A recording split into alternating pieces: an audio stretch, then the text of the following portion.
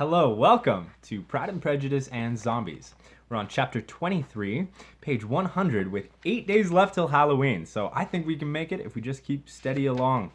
Now, in the last chapter, we had some good news and some bad news. Our dear Charlotte Lucas, Elizabeth's dearest friend, was actually proposed to by Mr. Collins, which is surprising because he had just tried to propose to Elizabeth. However, he spent one really lovely evening with Charlotte and at a party and decided, hey, I want to marry her now. And turns out she's into it. So she said yes, all in this kind of secrecy at first, but the family found out later. However, surprise, surprise, some bad news. Poor dear Charlotte Lucas has been afflicted by the curse of the zombies. Oh my goodness, finally a main character has been bitten on the ankle now. And yeah, we'll see what happens. She just wants to be married and then permitted a proper Christian beheading and burial, according to the book. So let's see what happens in chapter 23. I'm going to take a quick swig of water. And let's get into it. Chapter 23. Elizabeth was sitting with her mother and sisters, reflecting on what she had heard, and resolving to speak of it to no one, when Sir William Lucas himself appeared, sent by his daughter, to announce her engagement to the family.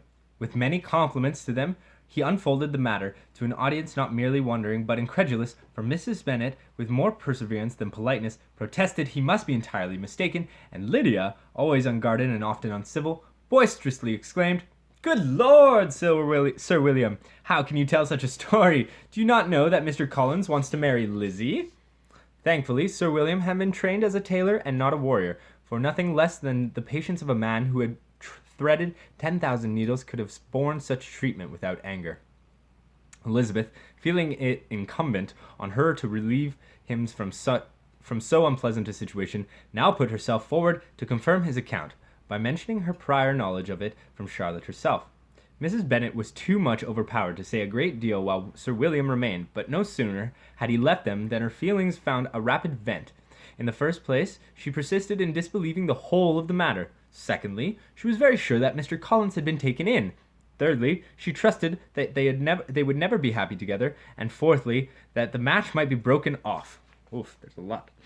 Two influences, however, were plainly deduced from the whole. One, that Elizabeth was the real cause of the mischief, and that the other was that she herself had been barbarously misused by them all, and on these 2 points she principally dwelt during the rest of the day. Nothing could console, and nothing could appease her, nor did that wear out her resentment. Mr. Bennet's emotions were much more tranquil on the occasion, for it gratified him to discover that Charlotte Lucas, whom he had been used to think tolerably sensible, was as foolish as his wife, and more foolish than his daughter. As for Elizabeth, she could hardly think on the matter without coming to tears, for she alone knew the sorrowful truth. She thought often of striking Charlotte down, of donning her tabby boots, and slipping into her bedchamber under the cover of darkness, where she would mercifully end her friend's misery with a panther's kiss. But she had given her word, and her word was sacred. She would not interfere with Charlotte's transformation. Oh, see, that's pretty bad. Her grief for Charlotte made her turn with fonder regard to her sister, for whose happiness she grew more daily anxious, as Bingley had now been gone a week, and nothing more was heard of his return. Oh, that's right. If you didn't catch up, Bingley was in London, and his sister wrote Jane a letter being like, I don't think Mr. Bingley's into you. He might like this girl in London, but it also might just be that the sister doesn't like Jane, so we'll see. I don't know. Jane had sent Caroline an earlier answer to her letter, and was counting the days till she might reasonably hope to hear her again. The promised letter of thanks from Mr. Collins, whose journey had been against Elizabeth's hopes, unencumbered by zombies, arrived on Tuesday, addressed to their father, and written with all solemnity of gratitude which a 12-month's abode in the family might have prompted. After discharging his conscience on that head, he proceeded to inform them of his happiness in having obtained the affection of their amiable neighbour, Miss Lucas, and then explained that it was merely with the view of enjoying her society that he had been so ready to close with their kind wish of seeing him again at Longbourn. Whither he hoped to be able to return on Monday fortnight, for Lady Catherine, he added, so heartily approved his marriage that she wished it to take place as soon as possible, which he trusted would be an unanswerable argument with his amiable Charlotte to name out an early day for making him the happiest of men. That is a long sentence, guys. That is a long sentence. That is like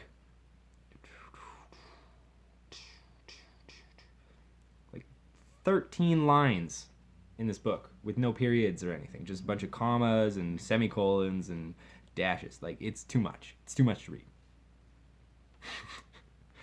Elizabeth could not help but feel for the poor fat fool. He had no idea what misery awaited.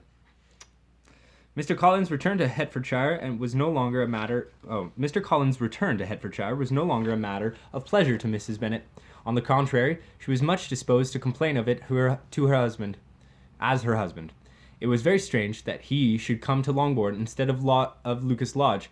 It was also very inconvenient and exceedingly troublesome. She hated having visitors in the house while her health was so indifferent, and lovers were of all people the most disagreeable. Such were the gentle murmurs of Mrs. Bennet, and they gave way only to the greater distress of Mr. Bingley's continued absence. An hour seldom passed in which she did not talk of Bingley, express her impatience for his arrival, or even require Jane to confess that if he did not come back she would think herself very ill-used. It needed all Jane's training under Master Liu to bear these attacks with tolerable tranquillity. Mr. Collins returned most punctually on Monday fortnight, but his reception at Longbourn was not quite so graceful as it had been on his first introduction. He was too happy, however, to need much attention, and luckily for the others, the business of love-making relieved them from a great deal of his company. Ugh. The chief of the day was spent by him at Lucas Lodge, and he sometimes returned to Longbourn only in time to make an apology for his absence before the family went to bed. Why? Why even bother? What's with all this politeness? I don't get it. It's whatever. Mrs. Bennet was really in the most pitiable state. The very mention of anything concerning the match threw her into an agony of ill humor, and wherever she went, she was sure of hearing it talked of. The sight of Miss Lucas was odious to her. As her successor in that house, she regarded her with jealous abhorrence.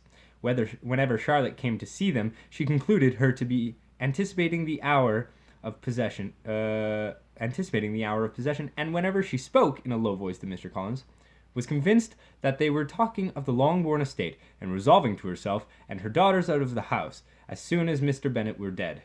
She complained bitterly of all this to her husband. "Indeed, Mr. Bennet," she said, "it is very hard to think that Charlotte Lucas should ever be mistress of this house, that I should be forced to make way for her, and live to see her take place in it." "My dear, do not give way to such gloomy thoughts. Let us hope for better things. Let us flatter ourselves that Mr. Collins, who seems always eager to talk of heaven, may be dispatched there by a horde of zombies before I am dead."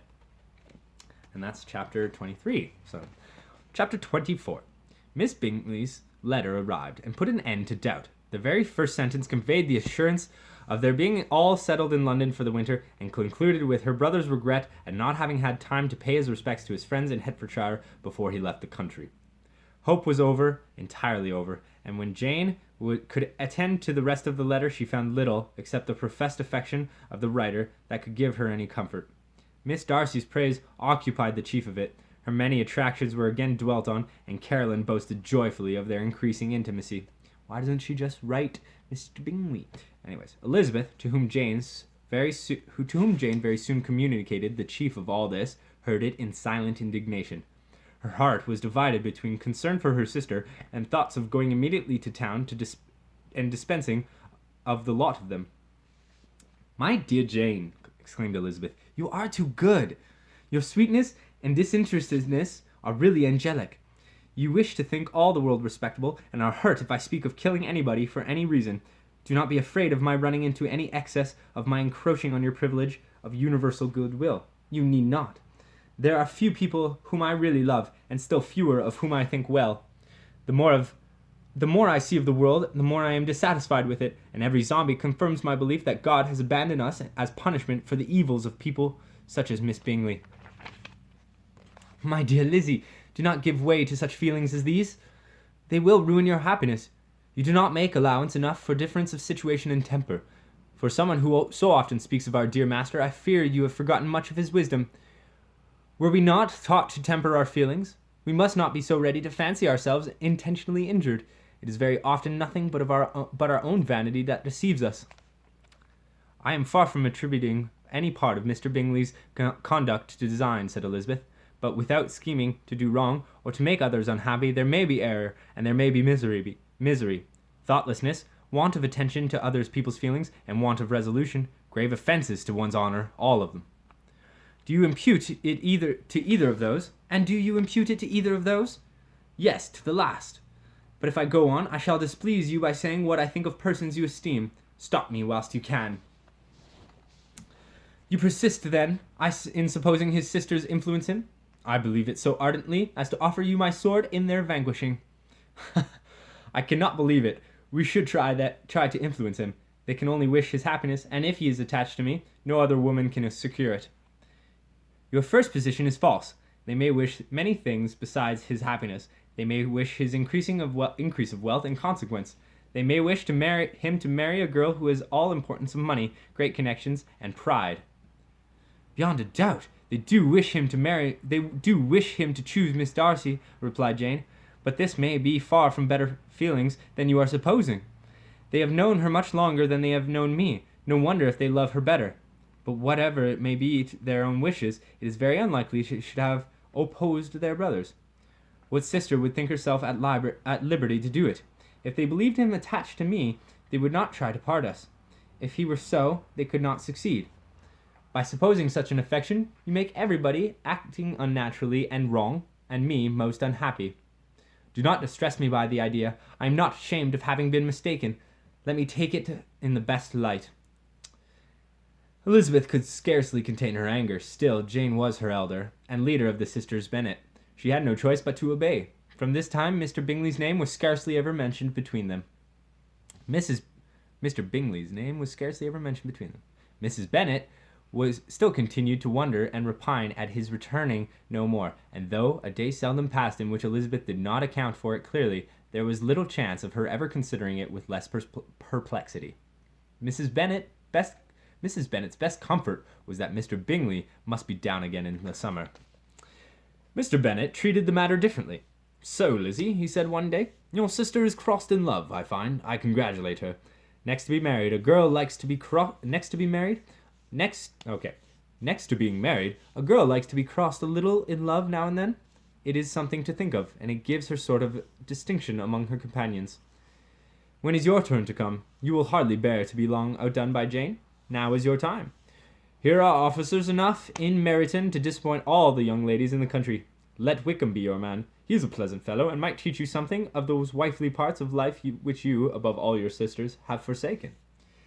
Thank you, sir, but I am perfectly content being the bride of death. We must not all expect Jane's good fortune. True, said Mr. Bennet, but it is a comfort to think that whatever of any kind...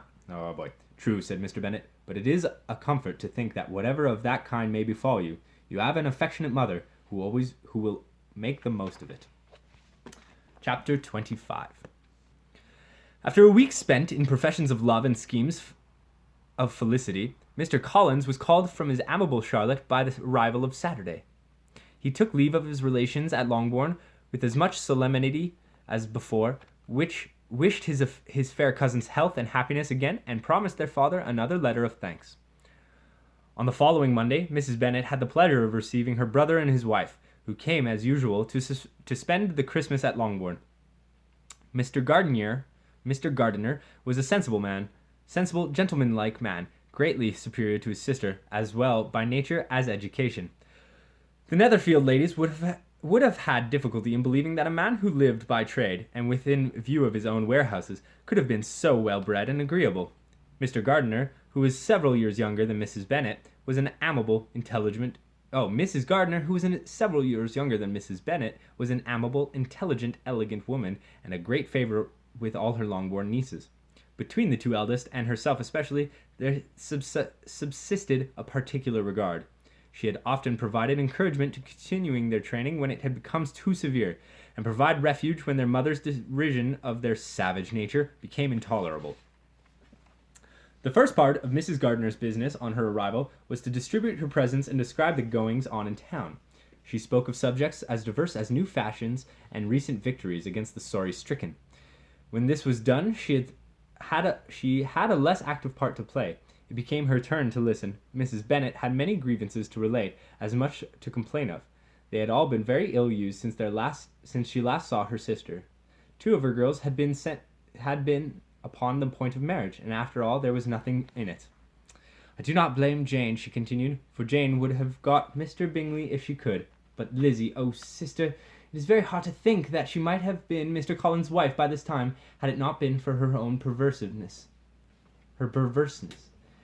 He made her an offer in this very room, and she refused it. The consequence of it is that Lady Lucas will have a daughter married before I have, and that the Longbourn estate is just as much entailed as ever.